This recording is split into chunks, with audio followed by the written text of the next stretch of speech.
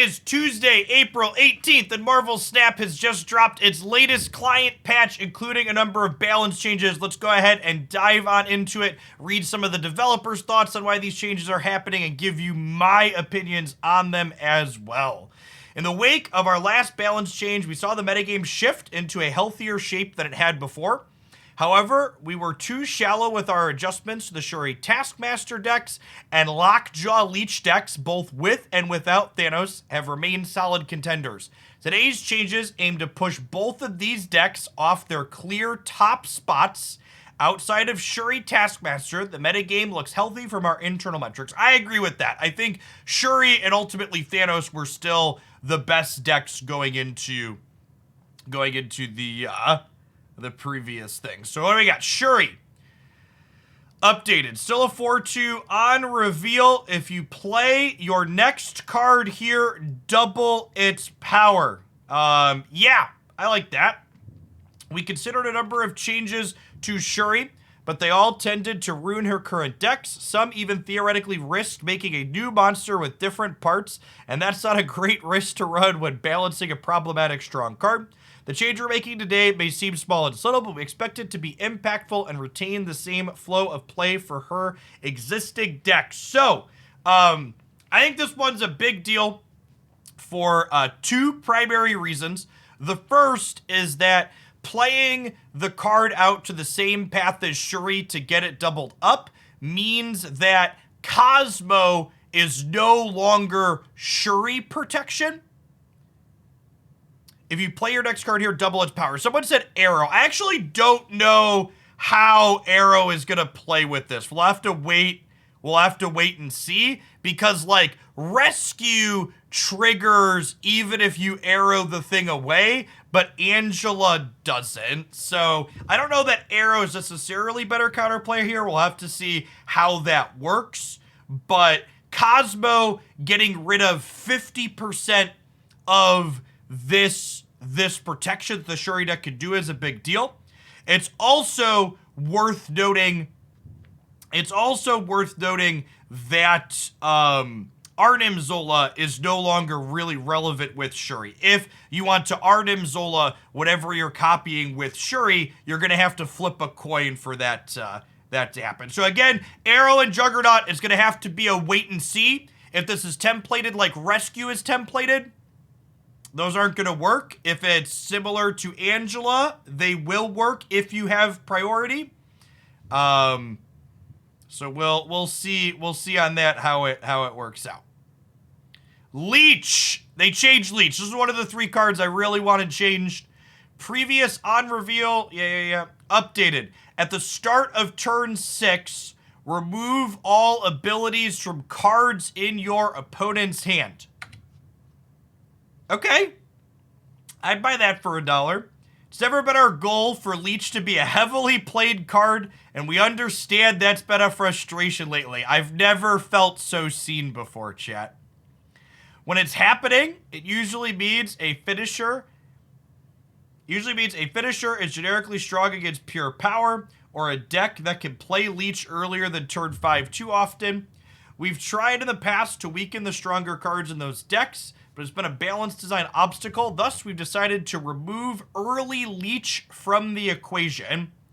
Leech is designed to counter some powerful endgame cards and combinations from a unique angle without any setup, which is important to have around when those decks begin to overperform.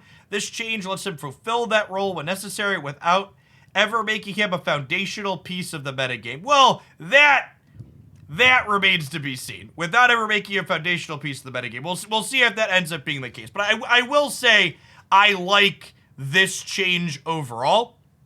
So this means that you could no longer shove a Lockjaw or shove a Leech into a Lockjaw and get its effect. This means you'll never get leeched before turn 5. It means that if you are concerned about getting leeched, you will be able to play out your cards on turn 5. So I think this is as good of a change as you could make while still having Leech retain all of its wiping everything out. The Lockjaw change. Update. After you play a card here, swap it with a card in your deck once per turn.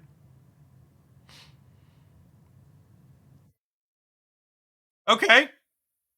I think that's probably a reasonable change. This is worse under a number of conditions. However, it's noteworthy that there are some spots where this is probably still this is better in some spots. This is worse in many spots, but better in some other. As someone who's played a lot of Lockjaw, there are definitely spots where you wish you could play a card out to the Lockjaw path and have it stay there. So this will let you like go hammer plus a big thing into your Lockjaw path and guaranteed keep your big thing there. So this will be worse under some conditions, but it will be better in others. This is just my note that everybody in chat that's telling me any deck is dead with this change, I'm just banning you.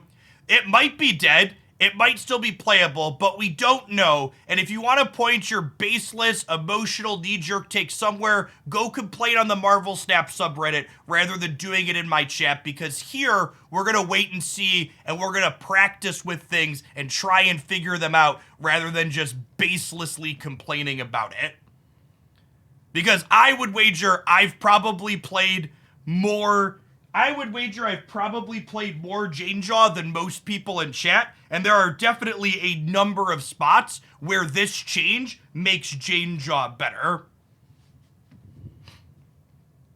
I think this is probably a good change overall, and it's not strictly worse. Let's continue. America Chavez. You always draw this card on turn 6 and not before. Starts on the bottom of your deck. Draw this on turn 6. Okay. Oh, this is in tandem with the next one. On reveal, add the top card of your deck to this location. Okay, so some considerations here. They want Jubilee to not get you. For people that don't know your history, originally Jubilee always put the top card of your deck into play, but with Chavez was frequently the top card of your deck, so it meant Jubilee almost always put Chavez into play. So they want to avoid that interaction. They want to avoid Jubilee almost always getting Chavez, but they want Jubilee to still put the top card into play here. Yeah, some of our players remember a time where Jubilee had this ability. Back then, Jubilee would often be a 4/10 as she'd pull American Chavez consistently. We decided at the time to change Jubilee's effect instead of Chavez's, as the former was a simpler change to communicate. However, we're looking to design cards that interact with the top of your deck in the future, so we're bringing this design back too. Okay, so this is because of the Howard the Duck data mine. So they want you to be able to play Howard the Duck in your Chavez decks and not just constantly see Chavez on top. Iron Lad too, yes. Yeah, Iron Lad's another data mine that works at the top of your deck. Other repercussions of this Chavez change. Cable always draws Chavez if Chavez is in your opponent's deck. Yondu now never hits Chavez if Chavez is in your opponent's deck. So Jubilee plus Howard with Chavez sounds sweet. And yeah, so that I like. This is a good change. I like that they're going back and addressing this because of other future designs. This is good. Leader update down to a 6/2.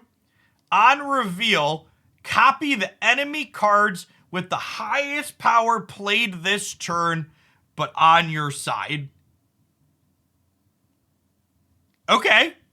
I mean, this is certainly certainly better than the 6-7, right? Like the 6-7 leader was awkward and not great. I don't know if this will be enough to make leader meta or if it's too good or not, but it's definitely better than this. And more importantly, this sets a really good precedent if they over adjust and make a nerfed card unplayable. Leader was basically unplayable when they nerfed him.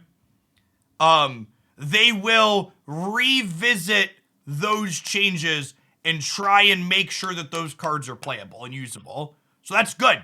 That's a good thing. And something that's nice about this is this makes Leader still be a tech card against decks looking to slam a single big thing into play, right? So like Magneto decks, Doctor Doom decks, this is still good against people putting multiple She-Hulks into play on the last turn, but if people are flooding the board, they still get to play around it. This will be good inside of Sandman decks, yes. There'll be some question on if it's better than Doctor Dooming in those Sandman decks, but I like this change overall because it's them working towards making things playable rather than just having everything be bad. So, past the balance changes, there's a number of QOL, quality of life, and bug fixes in this patch as well.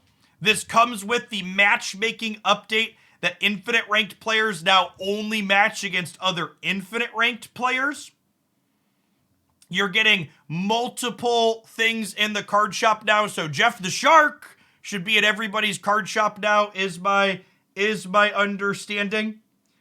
They've added a note that after roughly 10 hours of gameplay in a day, players stop earning season pass experience for the remainder of the day. You can thank the people farming with Agatha for that one. Series drops have happened today. Ghost Stature and MODOK hit Series 4 from Series 5. Shuri, Bass, Valkyrie, Super Skrull, and Black Panther drop from Series 4 to Series 3. That's absolutely wonderful. Big Series 3 drop. Really looking forward to that. So, if you missed my thoughts, any of these patch notes, I'm about to get this uploaded to the YouTube channel here, and you'll be able to watch that back after the fact. We're going to log in and play some Jeff the Shark. If you're watching this on YouTube in the future, and it is 4/18, I'm planning to stream a bunch today trying out these new cards as well as Jeff the Shark. Feel free to drop by twitch.tv/Jeff Hoagland to check out the action there.